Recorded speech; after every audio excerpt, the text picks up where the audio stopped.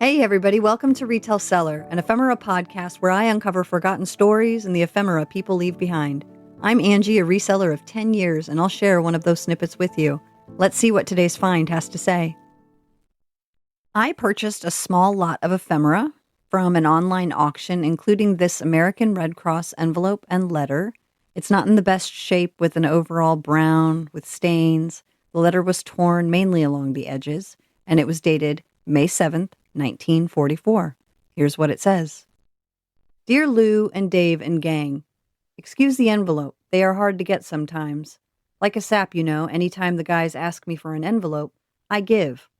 Now we have to wait for them to get some in the PX or buy another set of papers with envelopes. Oh well, that's life. Honey, I know every little helps, but I do wish you wouldn't go out working with your trouble. You won't live long trying to live this life of 6 other people. I know you are all busy like me, so when you don't write, I think that is the reason. About blood type, mine is AB. Only 3% have that type, so it is considered rare blood. Your blood is too rich, so that is why they can't use it for transfusions. I am glad it's down, and hope you keep it down. Mom said you were house cleaning. What a job. I expect to come over someday in June and inspect the job, hey. Oh yes, if Bill is there, the jeweler I mean, tell him I have a GI wristwatch and the mainspring is broke.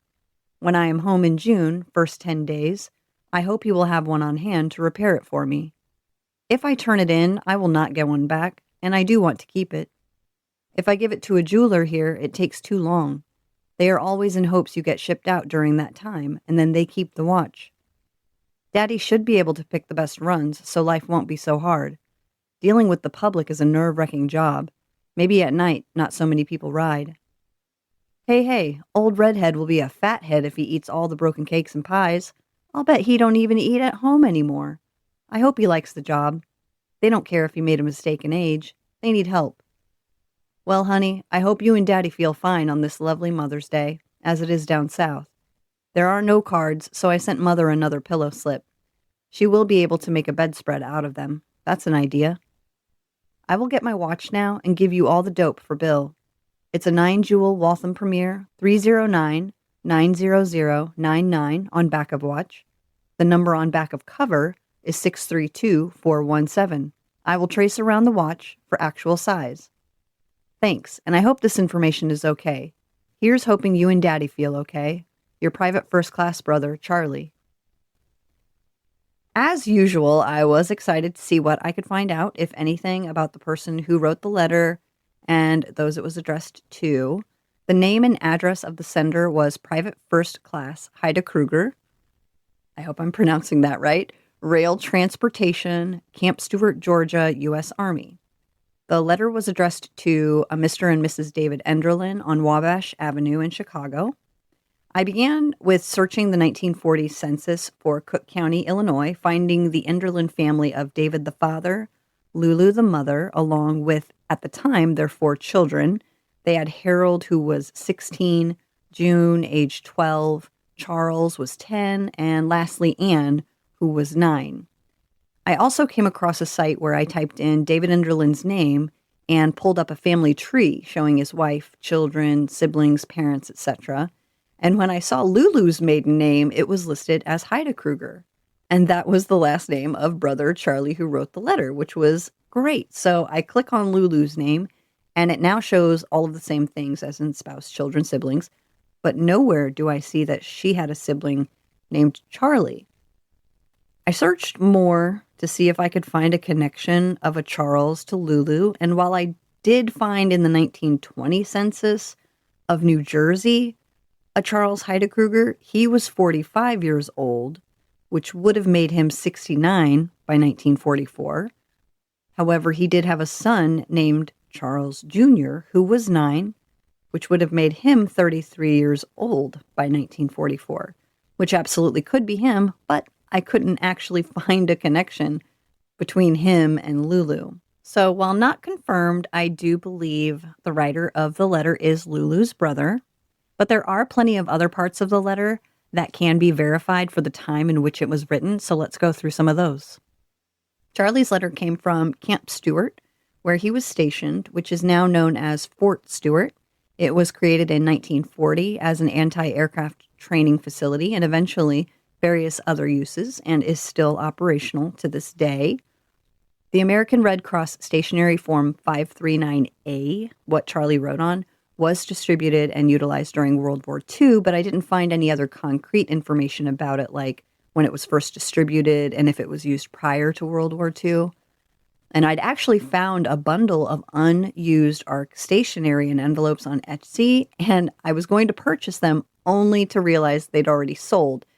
I had thought it would be nice to come across something like that again, so maybe I could do a giveaway or a drawing of some sort, but I'll just have to wait and see if I can find another small batch.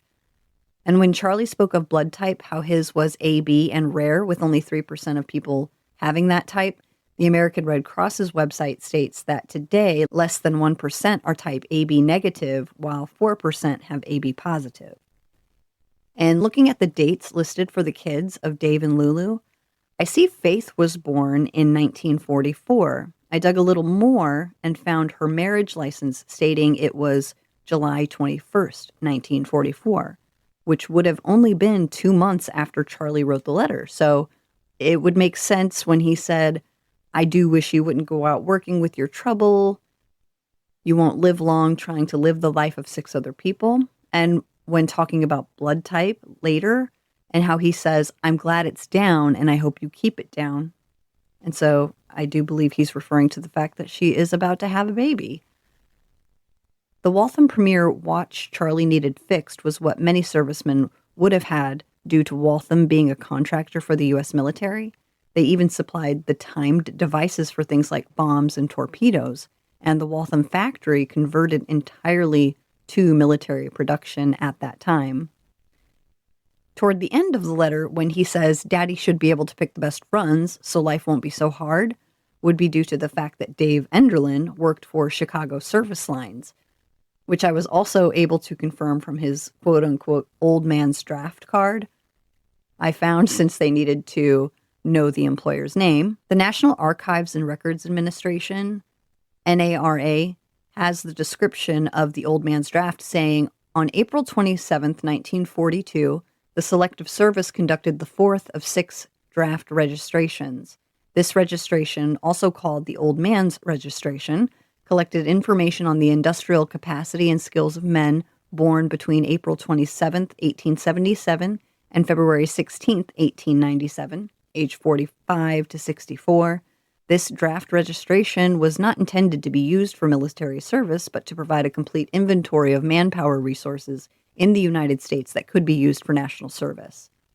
Towards the end of my deciding to move on and close out this letter's story, I did one more search, finding the obituary of Alfred Heidekruger, who, according to the family tree I found earlier, was Lulu's brother. And in the obit, it mentions Lulu along with a Charles Heidekruger listed as siblings.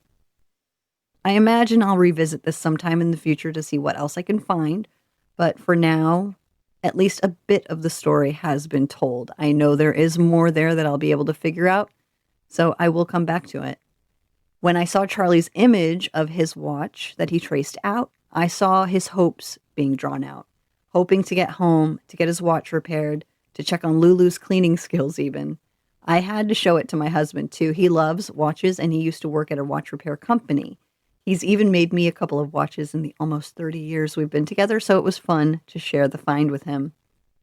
This may not be a complete historical biography, and I'm not a historian or an expert of any kind, but this letter is still about real lives, grounded in real places, real work, and real relationships. And sometimes the story isn't about solving the mystery completely. Sometimes it's about recognizing the small human stories that survive inside the things we find. And in this case, what survives is an ordinary letter from a loved one who sounds caring, concerned, funny, and loving, written by someone who expected to come home in June of 1944, worried about Lulu's health, hoping to get a watch with a broken spring fixed, and taking a moment to connect with those he cared about. And that right there is a bit of history. And one last thing I'm curious about, did Old Redhead indeed become a fathead? For this, we will never know. But like Charles said, I hope you like the job. I think the question here could truly revolve around anything. So I'll leave that up to you. Thank you for joining me as I shared a snippet of the past. I'd love to know if it connected with you in some way. Did it spark a memory or make you see something differently? If so, consider sharing it.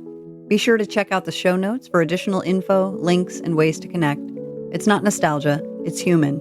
Until next time, may you find something worth holding on to.